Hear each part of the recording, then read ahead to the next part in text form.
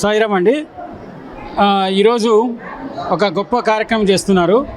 సుప్రియ అనేటువంటి మా స్టూడెంట్ ఎవరైతే ఉన్నారో ఆ అమ్మాయి ఒక శ్రీకాంత్ అనే సాఫ్ట్వేర్ ఇంజనీర్తో గత సంవత్సరం మ్యారేజ్ అయింది. వీళ్ళు ఆ పెళ్లి రోజు ఒక మంచి సేవా కార్యక్రమం చేయాలని ఒక తలంపు ఉండింది వాళ్ళకి. కానీ ఆ రోజు చేయలేకపోయారు. ఎందుకంటే పెళ్లిలో ఉండేటువంటి హడావుడితో ఆ రోజు ఆ కార్యక్రమాన్ని చేయలేకపోయారు. సో ఆ రోజు కార్యక్రమం చేయలేరు కాబట్టి ఈరోజు మొట్టమొదటి పెళ్లి రోజు, మొదటి వివాహ వార్షికోత్సవం సందర్భంగా ఈరోజు చేద్దామని ఒక సంకల్పం చేశారు.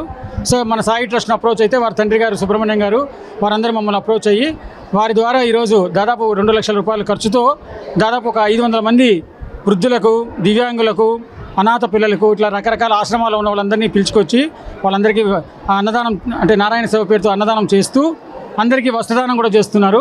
సో ఇట్లా ప్రతి ఒక్కరు కూడా సమాజంలో మనం చేసేటువంటి ఎన్నో కార్యక్రమాలు ఎంతో ఖర్చు పెట్టి చేసుకుంటాం. అట్లా కాకుండా మన వంతుగా కొంత ఖర్చును తగ్గించి ఇట్లా సేవా కార్యక్రమాలు చేస్తే బాగుంటుందని కోరుకుంటున్నాం. ఇంత మంచి కార్యక్రమం వీళ్ళు చేశారు. వీళ్ళకి ఆ దంపతులకు మా సాయి ట్రస్ట్ తరఫున అందరి తరఫున కృతజ్ఞతలు తెలియజేస్తూ ఆ దేవదేవుడు వాళ్ళకి మంచి ఆయురారోగ్య ఐశ్వర్యాలను ప్రసాదించాలని కోరుచున్నాను. నా పేరు సుబ్రహ్మణ్యం అండి. సామాన్యమైన జీవితం గడుపుతున్నాను.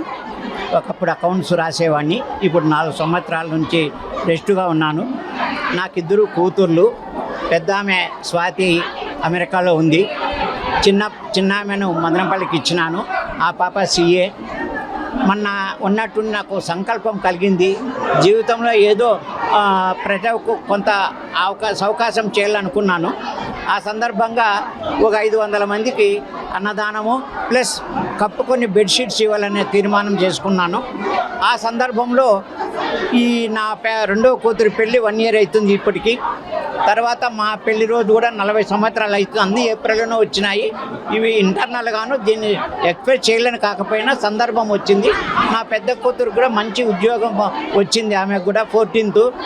అవన్నీ కలుపుకొని ఈ స్వామి దయతో, గణపతి సచ్చిదానంద స్వామి ఆశీస్సులతో, విజయ దత్తానంద స్వామి ఆశీస్సులతో, బాబురావు గారని మా ఉపన్యాసకుడు ఆయన ప్రేరణతో ఈ కార్యక్రమం నెరవేర్చాలని అందరూ మిత్రుల సన్నిహితంతో సొంత డబ్బులతో దాదాపు 3 లక్షల రూపాయల దాకా చెప్పుకోవాలని కాకపోయినా అంత మాత్రం ఖర్చు పెట్టి జనాలకు సేవ చేసేటప్పుడు ఈరోజు ఈ కార్యక్రమం చేస్తున్నాం.